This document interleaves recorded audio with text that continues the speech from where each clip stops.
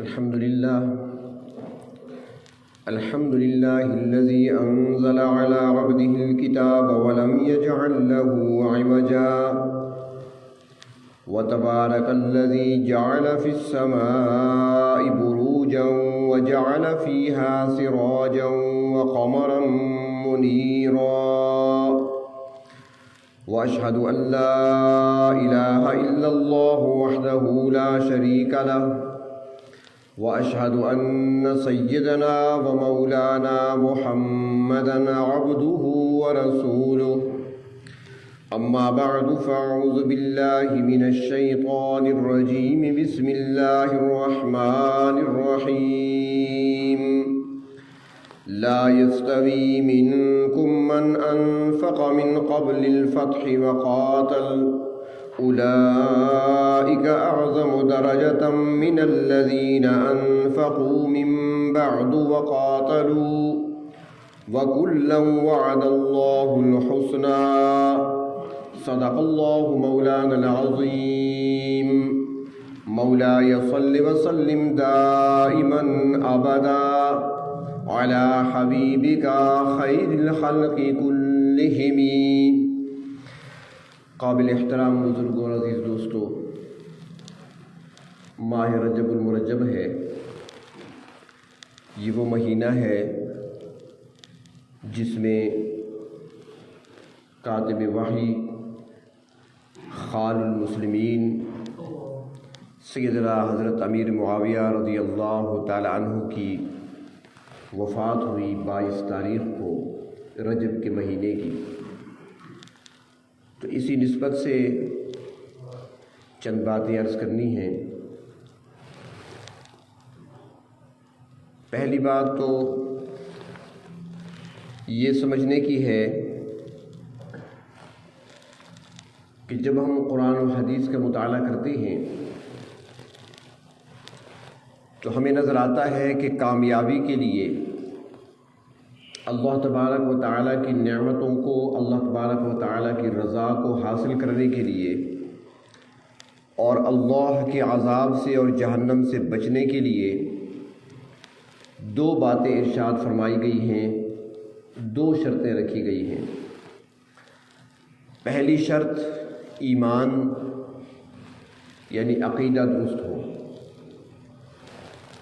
اور دوسری چیز عمل صالح.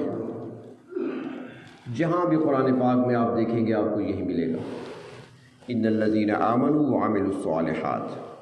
کامیابی کن لوگوں کے لیے ہے جو ایمان لائے اور ساتھ عمل صالح کرتے رہے. لیکن ایک تیسرا درجہ بھی ہے فضیلت کا جو اعمال سے بڑھ کر ہے، جہاں تک اعمال کی رسائی ہی نہیں ہے، اور وہ درجہ ہے اللہ کے محبوب صلی اللہ علیہ وسلم کی صحبت کا.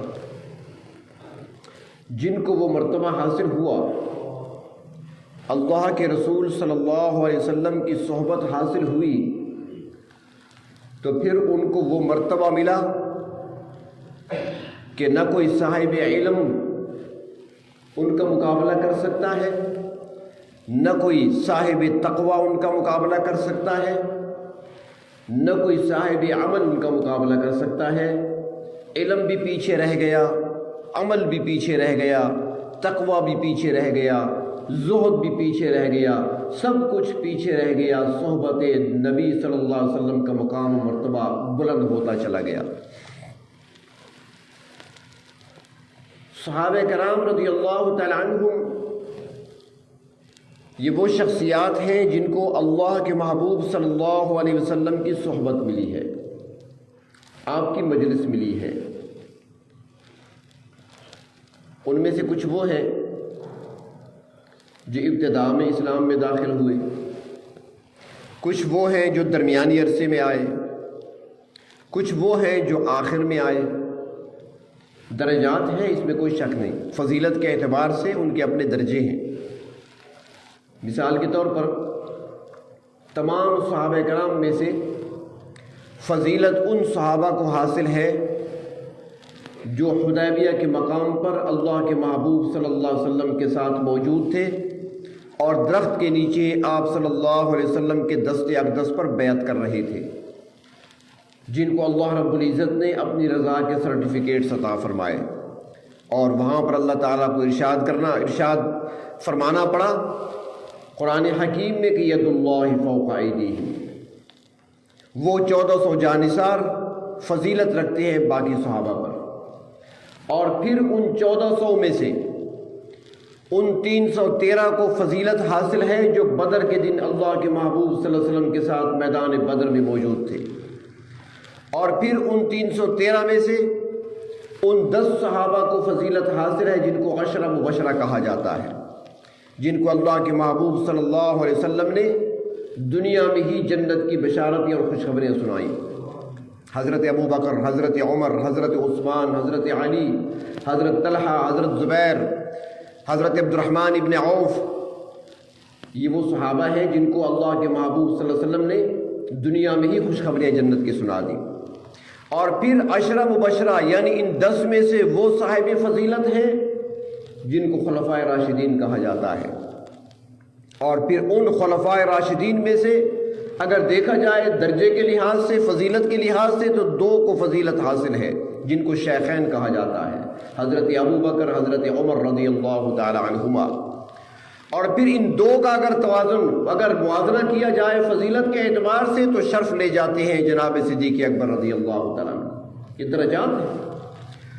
تو اب یہاں پر سوال یہ پیدا ہوتا ہے کہ اعتراض کیا جاتا ہے کہ حضرت امیر معاویہ کو کون سی فضیلت حاصل ہے؟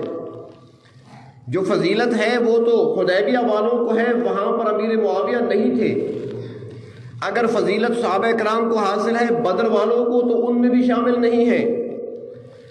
اگر عشرہ مبشرہ کو دیکھا جائے تو اس فہرست میں بھی امیر معاویہ کا نام موجود نہیں ہے، خلفائے راشدین کی فہرست میں بھی ان کا نام نہیں ہے، بلکہ اس سے بڑھ کر آگے دیکھیں تو احد کے میدان میں بھی وہ نہیں تھے۔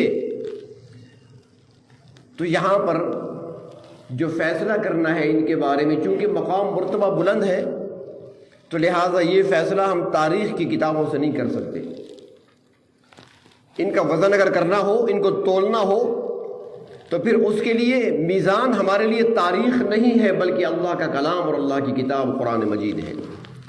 تو ہم قرآن پاک سے پوچھیں گے کہ کیا فضیلت جن کو حاصل تھی وہ تو بتا دیا گیا ہمیں، وہ اصحاب حدیبیہ تھے، اصحاب بدر تھے، عشرہ مبشرہ تھے، ان میں تو امیر معاویہ نہیں ہے۔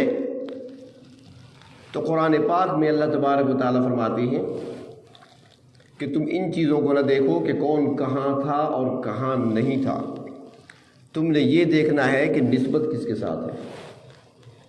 والسابقون الاولون من المہاجرین والانصار، اللہ تعالیٰ فضیلت بیان فرماتی ہے جو سبقت لے جانے والے ہیں، یعنی ہجرت سے قبل ایمان لانے والے، وہ مہاجر ہوں، ہجرت کرنے والے ہوں، یا انصار ہوں۔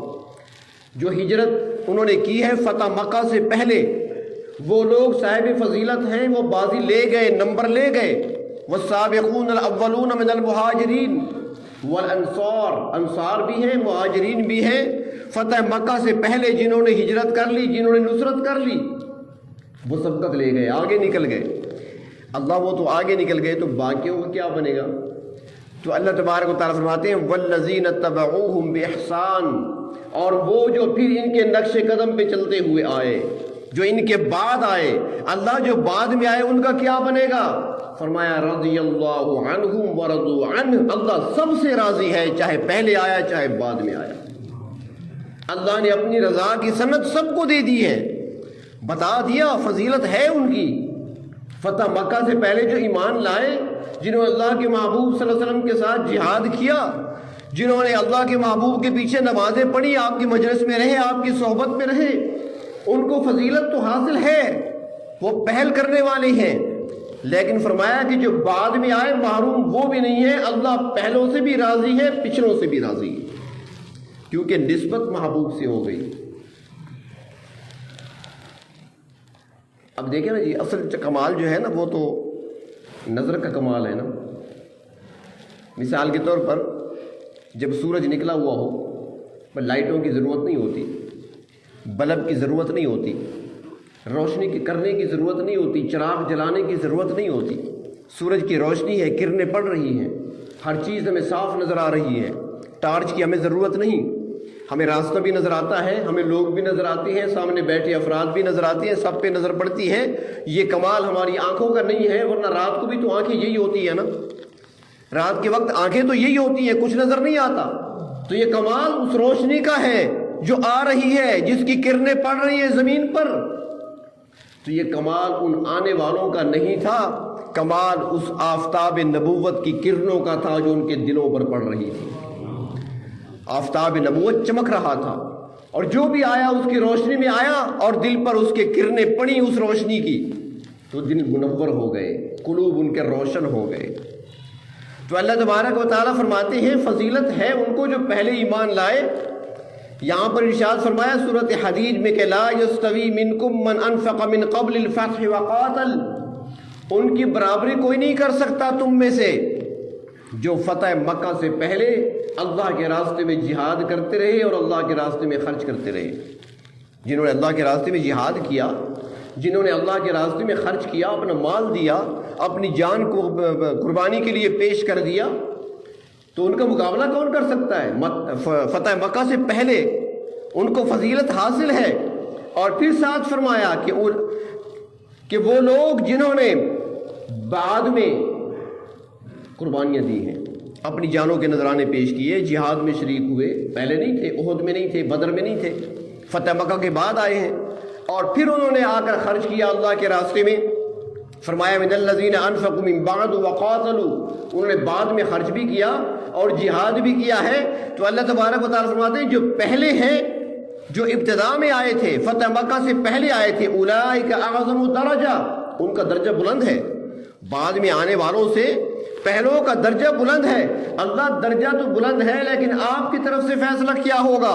اللہ فرماتے ہیں وَكُلًّا وَعَدَ اللَّهُ الْحُسْنَى، اگلے ہیں یا پچھلے ہیں، اللہ کا وعدہ حسنہ سب کے ساتھ ہے۔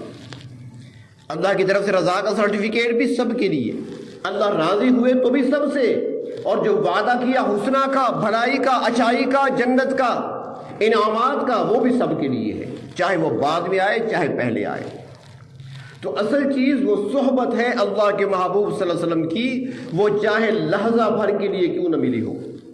اور حضرت امیر معاویہ رضی اللہ تعالیٰ عنہ تو وہ شخصیت ہے کہ جب صلح حدیبیہ ہوئی تھی، صلح ہو گئی تھی سن 6 ہجری میں، تو اس میں معاہدے میں یہ بات شرط میں آ گئی تھی کہ اگلے سال آپ عمرہ ادا کرنے کے لیے آ سکتے ہیں، یعنی 7 ہجری میں۔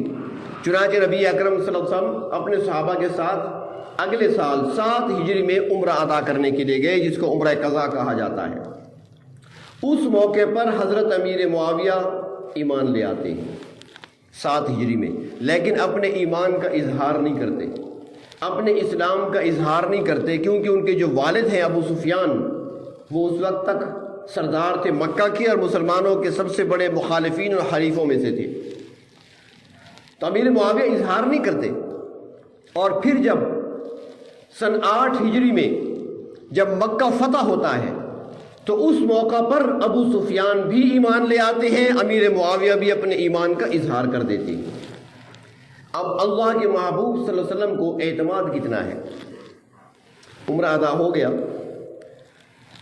تو اللہ کے رسول نے فرمایا کہ معاویہ کہاں ہے؟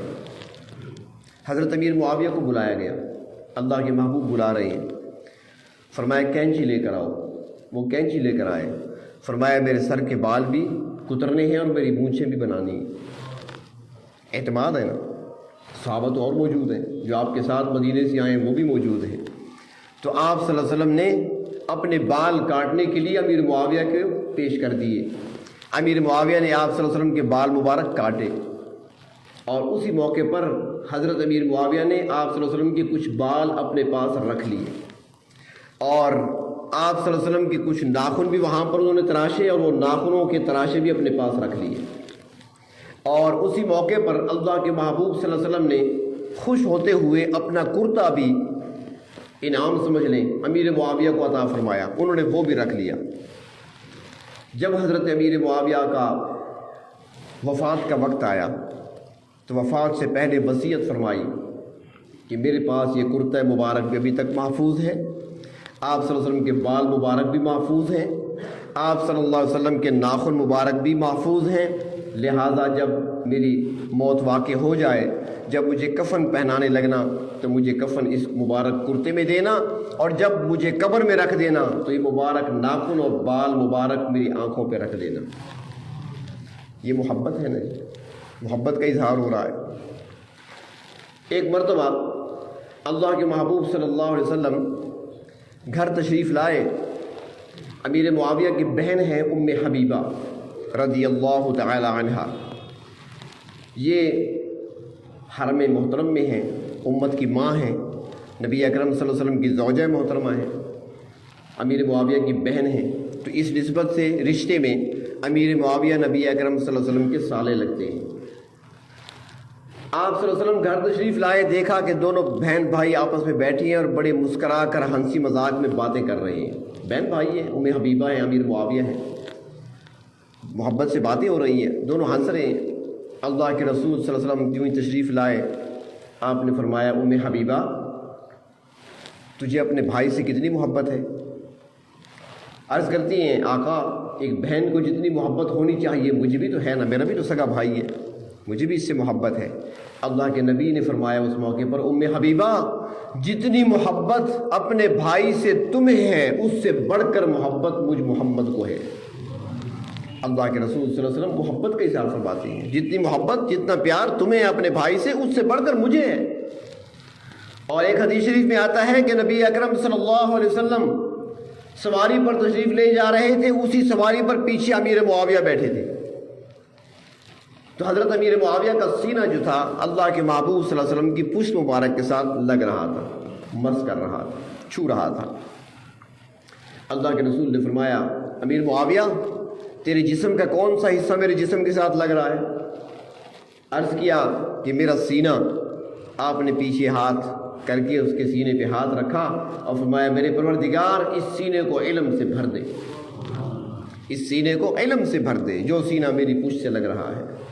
اور پھر اللہ رب العزت نے ایسا بھرا سینے کو، ایسا علم عطا فرمایا کہ صحابہ کرام رشک کیا کرتے تھے امیر معاویہ کے مجتہدانہ کردار پر اور ان کے علم پر۔ ایک مرتبہ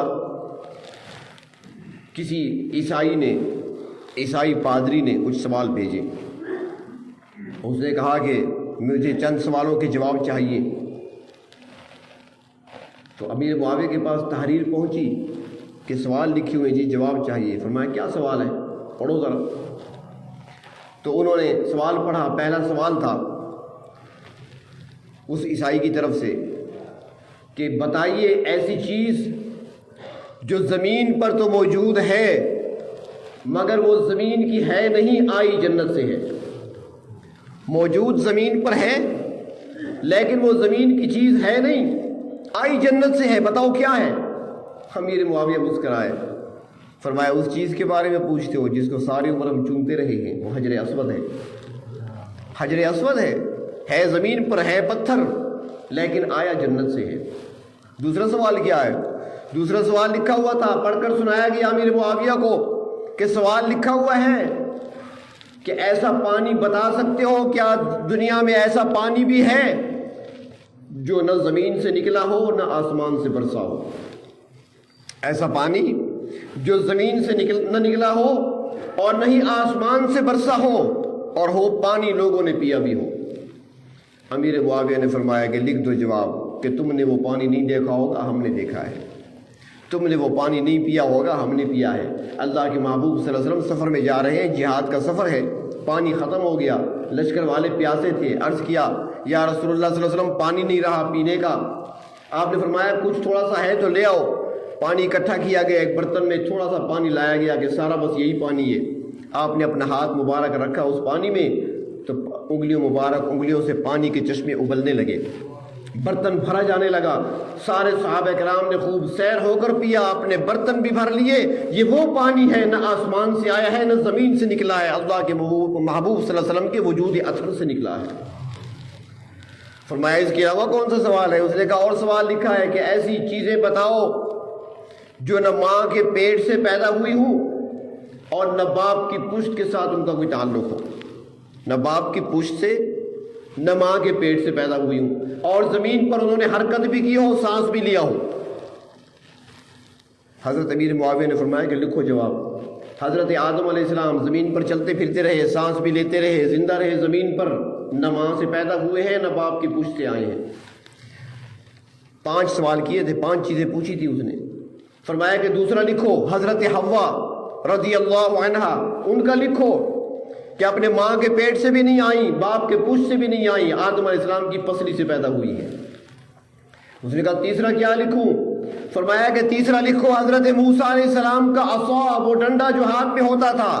اللہ تعالیٰ نے فرمایا علق عصاک، اے موسیٰ ڈال دو زمین پر، پھینکا زمین پر اس لاٹھی کو، عصا کو، تو وہ سانپ بن کر دوڑنے لگا، زمین پر چلتا بھی رہا، سانس بھی لیتا رہا، نہ ماں کے پیٹ سے آیا تھا نہ باپ کی پشت سے آیا تھا۔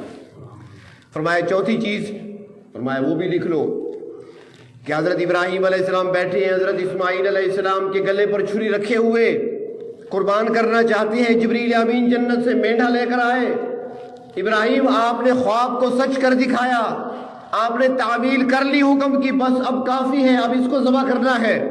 مینڈھا جنت سے آیا، یہاں پر ذبح ہوا، زمین پر اس نے سانس بھی لیا، چند قدم بھی چلا، نہ ماں کی پیٹ سے آیا تھا نہ باپ کی پوچھ سے آیا تھا۔ اور فرمایا کہ 5ویں چیز، فرمایا کہ حضرت صالح علیہ السلام کی اونٹنی جب قوم نے مطالبہ کیا تو انہوں نے اللہ سے دعا کی، چٹان پھٹی، وہاں سے اونٹنی نکل آئی، وہ نہ ماں کے پیٹ سے آئی تھی نہ باپ کی پوچھ سے آئی تھی۔ 5 چیزوں کا جواب دے دیا۔ اللہ نے ایسا علم عطا فرمایا، اللہ کے محبوب کی دعا تھی، اللہ اس سینے کو علم سے بھر دے۔ حضرت امیر معاویہ رضی اللہ تعالیٰ عنہ کو تدبر حاصل تھا، سیاسی تدبر، جنگی مہارت اللہ رب العزت نے ان کو عطا فرمائی تھی۔ صحابہ اکرام کہتے ہیں ایک مرتبہ ایک جنگی سفر درپیش تھا، جنگی معاملہ درپیش تھا، اللہ کے محبوب صلی اللہ علیہ وسلم نے مشاورت کے لیے اپنے صحابہ کو جمع کیا، خلفائے راشدین بیٹھے ہیں، اکابر صحابہ بیٹھے ہیں، ابو بکر صدیق، عمر فاروق، حضرت عثمان غنی، علی المرتضیٰ رضی اللہ تعالی عنہم بیٹھے ہوئے ہیں، مشورہ ہو رہا ہے۔ اللہ کے رسول نے فرمایا کہ امیر معاویہ کو بلاؤ۔ حضرت امیر معاویہ کو بلایا گیا تو آپ نے ان سے پوچھا تم اپنی رائے دو۔ جب امیر معاویہ نے اپنی رائے جب پیش کی تو صحابہ اکرام کہنے لگے کہ پہلی بار ہم نے دیکھا کہ اللہ رب العزت نے اس میدان میں حضرت امیر معاویہ کو کتنا علم عطا فرمایا، کتنا تجربہ عطا فرمایا، کتنا تدبر عطا فرمایا ہے کہ اللہ کے رسول نے ان کی بات کو قبول بھی کر لیا، تسلیم بھی کر لیا۔ ایک مرتبہ ان کے بارے میں تو کہا جاتا ہے نا کہ بادشاہ بن گئے تھے اور بڑے ٹھاٹ سے رہنے لگے تھے اور بادشاہ تھی ان کے پاس۔ ایک مرتبہ حضرت فاروق اعظم رضی اللہ تعالیٰ عنہ جب فلسطین تشریف لے گئے تھے، ایک تفصیلی واقعہ ہے، بیت المقدس تشریف لے گئے تھے، تو واپسی پر وہ امیر معاویہ کے پاس بھی چلے گئے، دمشق بھی آ گئے۔ جب وہاں پہنچے تو حضرت امیر معاویہ نے بڑا قیمتی لباس زیب تن کیا ہوا تھا، جبہ پہنا ہوا تھا بڑا قیمتی۔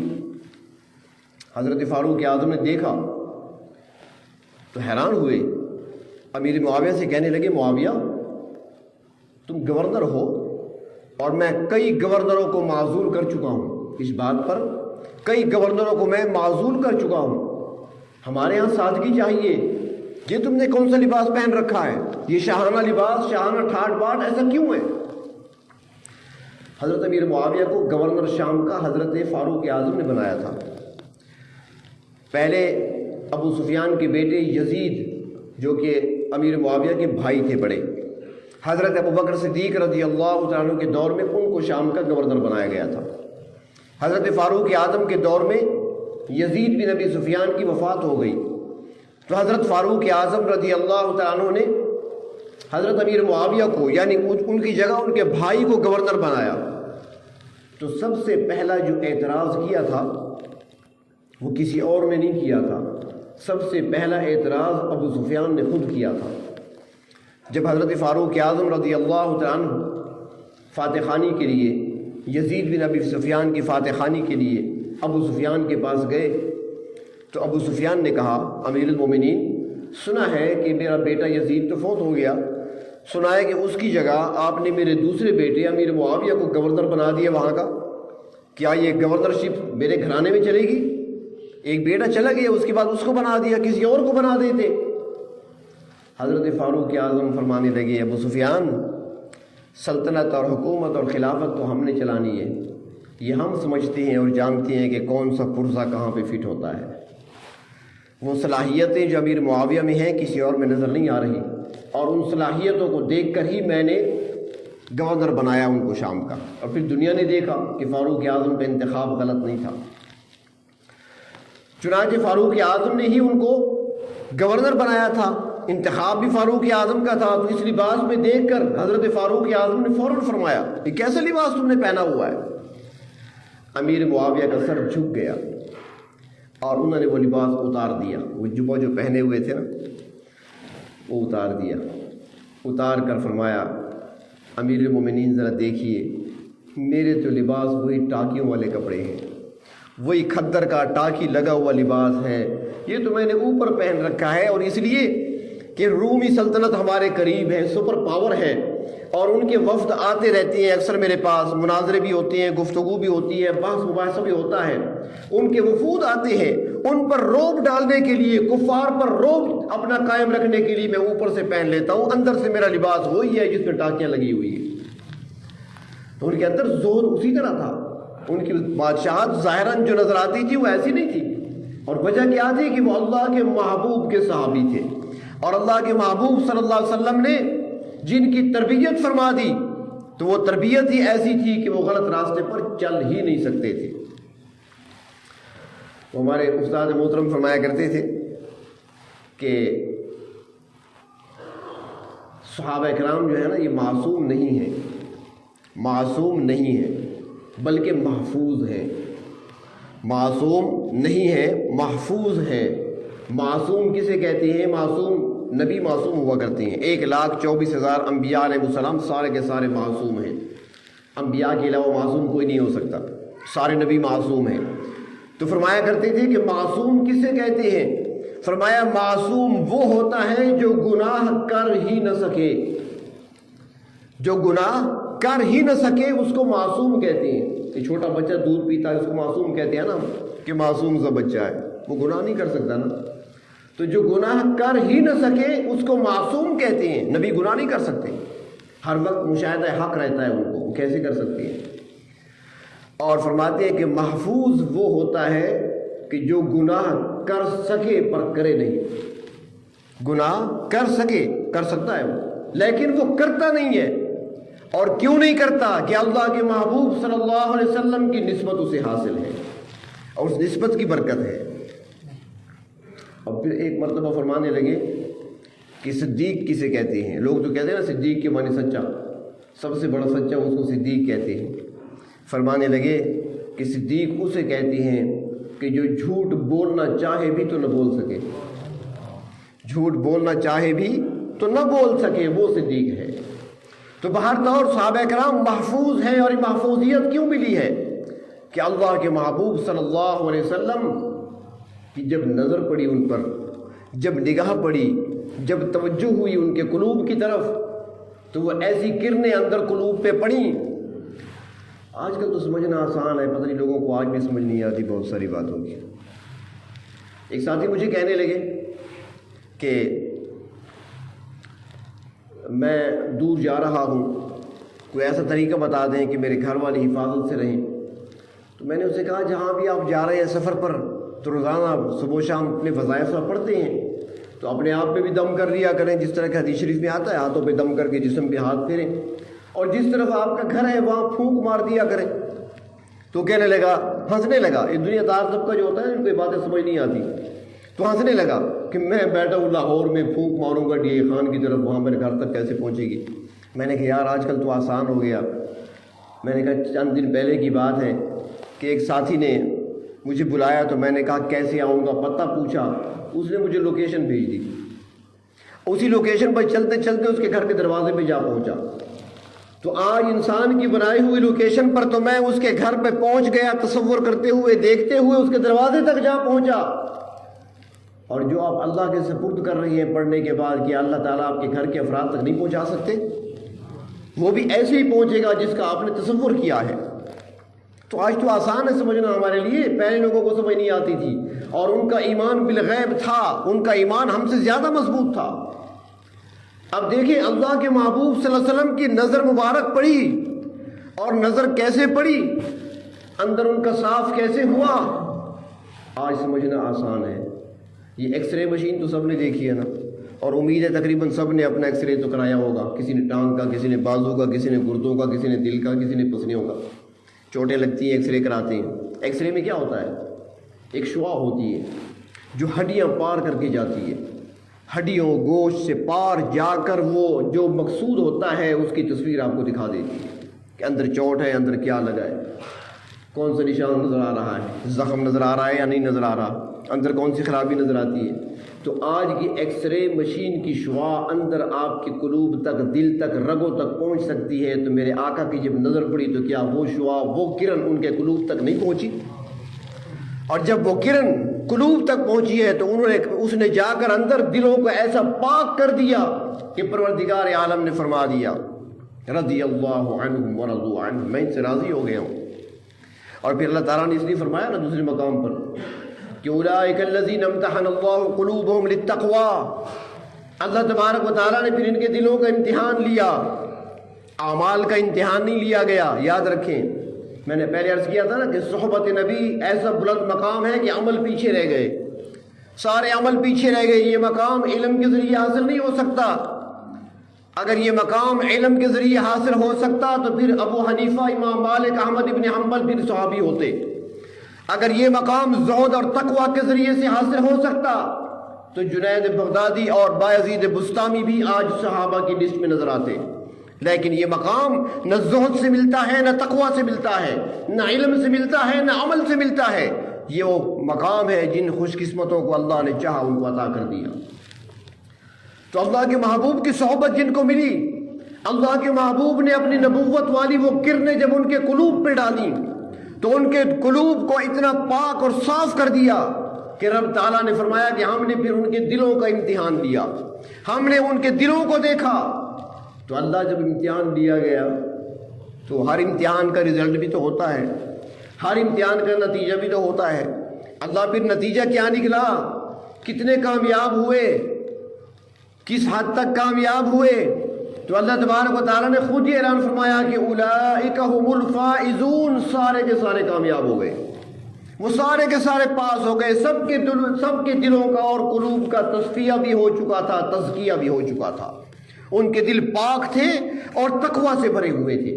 اور یہ کمال ان کرنوں کا تھا جو کرن آفتاب نبوت کی ان پر پڑ رہی تھی. تو یہ صحبت ہے جو ملی ہے. تو اس لیے صحابہ کرام میں سے جو بھی صحابی ہیں، مثال عرض کرتا ہوں، ایک صحابی ہیں، یہ وہ ہیں کہ جنہوں نے حضرت امیر حمزہ کو شہید کیا تھا اور اس نے قسم کھائی تھی کہ امیر حمزہ کی کھوپڑی پہ شراب پیوں گا. یہ وہی ہے جس نے امیر حمزہ کا سینہ چاک کیا تھا اور اس کا کلیجہ نکال کر ہند کے حوالے کیا تھا کہ اس کو چبائے. جسم کے ٹکڑے کیے تھے، مسلا کیا تھا اس نے. فتح مکہ کے بعد اسلام قبول کیا اور اللہ کے محبوب صلی اللہ علیہ وسلم کو اپنے چچا امیر حمزہ بہت پیارے تھے، بڑی محبت تھی. آپ کے چچا بھی تھے اور آپ کے رضائی بھائی بھی بنتے تھے، دونوں نے ایک ماں کا دودھ پیا تھا. تو بڑی محبت تھی امیر حمزہ سے.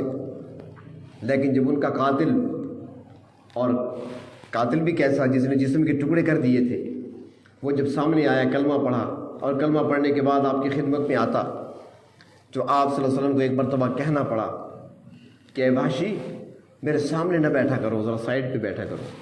ایمان تیرا قبول ہو چکا ہے، سب کا خطائیں تیری معاف ہو چکی ہیں، اللہ کے ہاں مقام مرتبہ صحابیت کا حاصل کر چکا ہے تو، لیکن جب میرے سامنے بیٹھتے ہو نا مجھے چچا یاد آتے ہیں.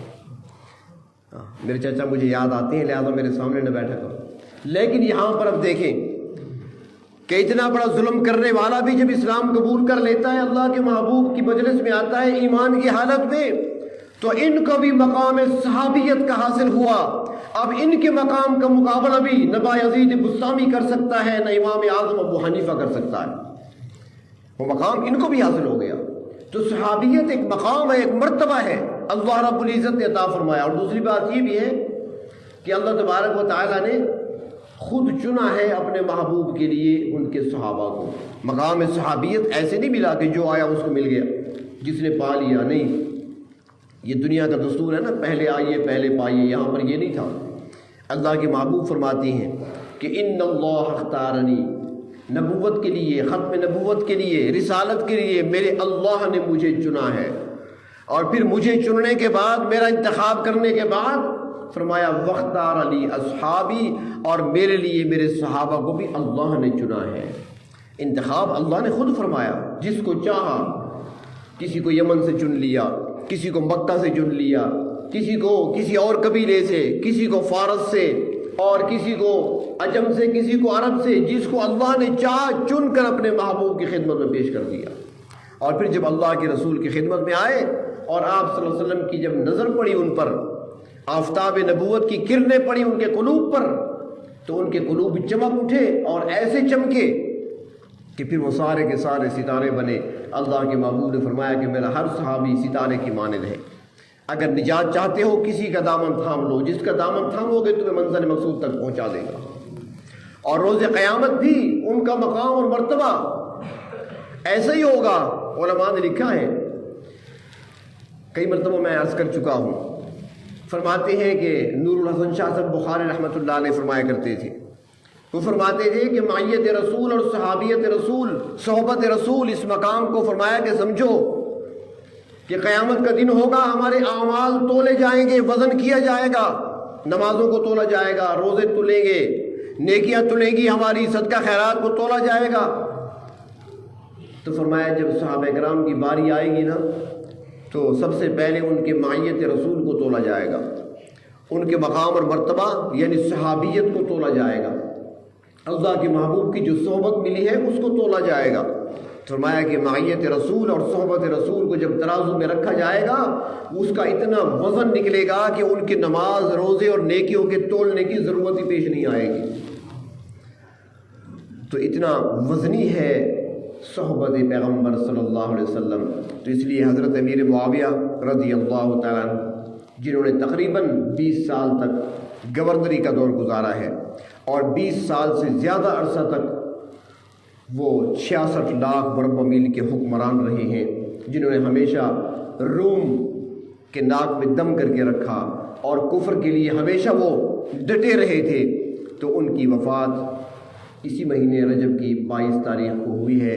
اللہ تبارک و تعالی ہماری طرف سے انہیں جزائے خیر عطا فرمائے، اور اللہ تبارک و تعالی ہمارے دلوں میں اپنے محبوب صلی اللہ علیہ وسلم کے تمام صحابہ کرام کی محبتوں سے ہمارے دلوں کو منور فرمائے اور ان کے نقش قدم پر چلنے کی توفیق عطا فرمائے۔ یہ آخر میں ایک گزارش بھی ہے کہ ابھی 2 ہفتے قبل ہمارے محترم حضرت مولانا مفتی حامد حسن صاحب دامت برکاتہم تشریف لائے تھے، جو کہ بڑے مفتی ہیں دارالعلوم کبیر والا کے، اور دارالعلوم کبیر والا بہت پرانا پاکستان کے قدیم مدارس میں سے ایک مدرسہ ہے، ایک ادارہ ہے، اور بڑے بڑے جید علماء اس نے پیدا کیے ہیں۔ مثال عرض کرتا ہوں کہ یہی وہ مدرسہ ہے جہاں سے تعلیم حاصل کی ہے اور جہاں سے پڑھے ہیں اور فارغ ہو کر نکلے ہیں مولانا حق نواز جھنگوی رحمۃ اللہ علیہ۔ اسی مدرسے سے پڑھ کر نکلے ہیں علامہ ضیاء الرحمن فاروقی رحمۃ اللہ علیہ۔ اس طرح کے کئی نام ہیں۔ تو اسی ادارے کے بڑے مفتی ہیں وہ، تو وہ چھوٹے چھوٹے رسائل لکھا کرتے ہیں، اکثر احادیث میں سے موتی تلاش کرتے ہیں اور پھر ان کو یکجا کر کے اور امت کے حوالے کر دیتے ہیں۔ تو انہوں نے دیکھا کہ اس وقت ہمارے جوان خصوصاً مصروف، زیادہ وقت نہیں ہوتا، بہانہ بنایا جاتا ہے، وقت کی کمی ہے، تو ایک خاص عبادت جو زیادہ کرنی چاہیے اس سے ہم محروم ہیں، اور وہ عبادت ہے درود شریف کی۔ اللہ کے محبوب صلی اللہ علیہ وسلم کے ہم پر بہت زیادہ احسانات ہیں، ہم ان احسانات کا بدلہ نہیں دے سکتے۔ جتنا ہو سکے درود شریف پڑھا جائے، تو اس لیے چونکہ ٹائم نہیں ہوتا تو بہانہ بن جاتا ہے، درود شریف رہ جاتا ہے۔ تو انہوں نے احادیث مبارکہ سے کچھ درود شریف اکٹھے کیے اور پھر ان کو منزلوں کی صورت میں تقسیم کیا کہ اگر سارے اکٹھے نہیں پڑھ سکتے، کوئی پڑھ سکتا ہے تو روزانہ پورا پڑھے، اگر کوئی سارے نہیں پڑھ سکتے تو کم از کم جمعے کے دن مختصر ہے 2 صفحے پڑھ لے، 2 صفحے ہفتے کے دن پڑھ لے، 2 صفحے اتوار کو پڑھ لے۔ اس طریقے سے انہوں نے تقسیم کر دیے ہیں، اور انہوں نے ایک چھوٹا سا رسالہ شائع کیا تھا المتاع الثمین کے نام سے، نبی اکرم صلی اللہ علیہ وسلم پر درود شریف اس کے اندر ہیں، منزلیں بنی ہوئی ہیں، اور کچھ فضائل بھی شروع میں لکھے ہیں۔ اللہ تبارک و تعالیٰ کے اسماء مبارکہ بھی ہیں، نبی اکرم صلی اللہ علیہ وسلم کی اسماء مبارکہ بھی ہیں، اس کے اندر درج ہیں۔ تو اب یہاں پر ہمارے بھائی میاں مستقیم صاحب نے جب دیکھا تو انہوں نے مجھ سے مشورہ کیا کہ بھئی اگر یہ میں منگوا لوں، اور اپنے والد صاحب ہماری مسجد کے متولی تھے حضرت حاجی میاں دین محمد صاحب، اللہ تبارک و تعالیٰ ان کی قبر پر رحمت نازل فرمائیں، تو وہ میاں مستقیم کہنے لگے کہ ان کے ایصال ثواب کے لیے میں نے کہا اس سے بہتر اور کیا ہو سکتا ہے، لوگ پڑھتے رہیں گے، جب تک سلسلہ چلتا رہے گا تو ثواب ملتا رہے گا، ایصال ثواب ہے۔ تو انہوں نے کچھ رسائل منگوائے ہیں، اب یہ نماز کے بعد آپ کو مل سکتے ہیں، لیکن ساتھ ایک گزارش ہے کہ جو حضرات پڑھنا چاہیں وہ لے لیں، ایسے نہ لیں بغیر، جنہوں نے پڑھنا نہیں ہے تو وہ نہ لیں تو بہتر ہے، کیونکہ یقین کریں کہ اس قسم کی چھوٹے چھوٹے رسالے اور کتابیں جو اکثر تقسیم کی جاتی ہیں، ہم نے کچھ عرصے بعد کباڑ کی دکانوں پہ دیکھی ہیں، اور کباڑ والے اٹھا کر ہمارے پاس لے آتے ہیں، پوچھتے ہیں ان کا کیا کریں۔ تو اگر آپ نے وہاں بھیجنا ہے، کباڑ بھی بیچنے ہیں، تو پھر مہربانی ہوگی جو پڑھنا چاہتے ہیں وہ لے لیں۔ تو نماز کے بعد دفتر میں سے یہ آپ کو ملے گا، وہاں سے آپ لے لیں، قیمت نہیں ملے گا، آپ کو ہدیے کے طور پہ ملے گا۔ آپ اس کو خود بھی پڑھیں، بچوں کو بھی عادی بنائیں، درود شریف جتنا کثرت سے پڑھیں گے انشاءاللہ ہمیں خود ہی فائدہ ہوگا، کیونکہ حدیث شریف میں آتا ہے کہ جو ایک مرتبہ درود پڑھتا ہے اللہ تعالیٰ اس پر 10 رحمتیں نازل فرماتے ہیں۔ تو ہم ایک پڑھیں گے، اس کی مثال یہ ہے کہ کوئی اگر آپ کے بچے کو 1 روپیہ دیتا ہے تو آپ اس کو 10 روپے واپس کرتے ہیں۔ تو اللہ کو بھی جو اپنے محبوب پیارے ہیں نا، تو جو ایک بار درود بھیجتا ہے اللہ فرماتے ہیں ایک بار تم نے بھیجا ہے 10 رحمتیں میں نازل کروں گا۔ تو اس لیے جب ہم زیادہ پڑھیں گے تو اسی حساب سے حساب لگائیں کہ آپ پر ہی رحمتیں نازل ہوں گی، ہم پر رحمتیں نازل ہوں گی، برکتیں نازل ہوں گی۔ تو اس لیے اگر زیادہ نہیں پڑھ سکتے کم از کم یہ چھوٹی چھوٹی منزلیں ہیں، یہ تو روزانہ ہم پڑھ لیا کریں۔ اللہ تبارک و تعالیٰ عمل کی توفیق عطا فرمائے۔ وآخر دعوانا ان الحمد للہ رب العالمین۔